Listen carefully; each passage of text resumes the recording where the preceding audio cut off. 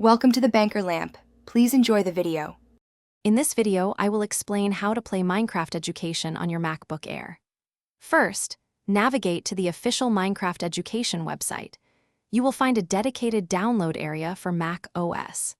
Before proceeding, take a moment to verify that your MacBook Air meets the minimum system requirements, which typically include at least 4 GB of RAM and a modern operating system. This ensures a seamless and enjoyable experience as you embark on your educational adventures. Once the download is finished, you will have a DMG file. Double-click this file to open it, which will mount a disk image on your desktop. Inside, you'll see the Minecraft Education application icon. Simply drag and drop this icon into your Applications folder. This process usually takes only a few moments.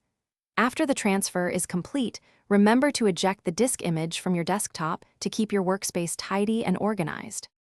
With the application installed, it's time to launch it. You can find Minecraft Education in your Applications folder or quickly access it via Launchpad.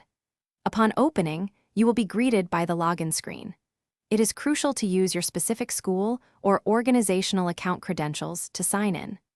This ensures you have access to all the educational content and features provided through your institution, unlocking a world of learning possibilities.